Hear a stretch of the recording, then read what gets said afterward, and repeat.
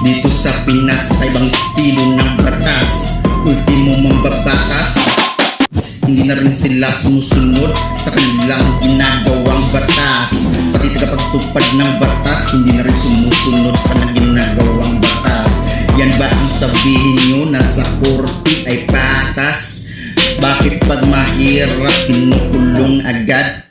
Pag mayaman bakit pinapalaya nyo agad?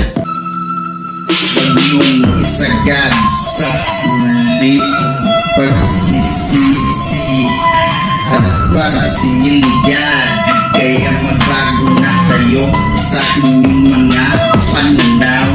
Baka kayo'y hatulan ng ating ama na lagi lang sa nakatanaw.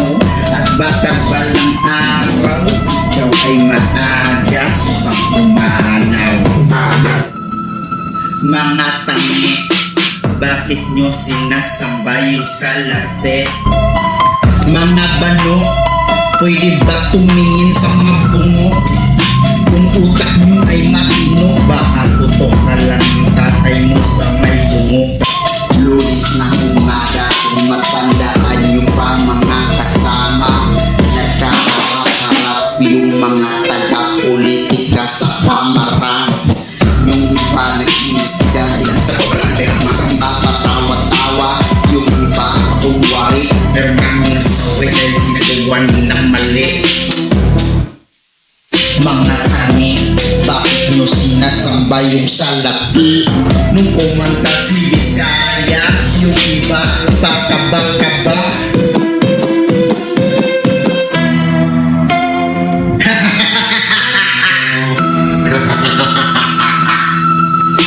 Yung ibinanggit ay sulit, yun pala lahat sila ay sabit.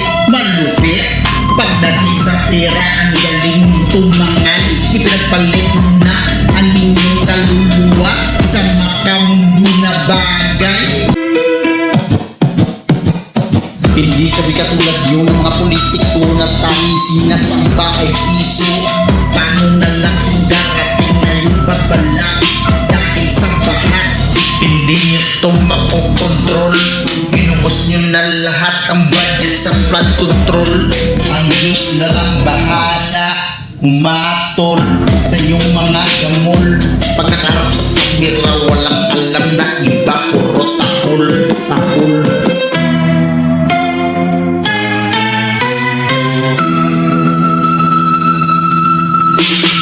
Hoy bano, pwede ko ba silipin ng bungo? Unang utak mo ay matino.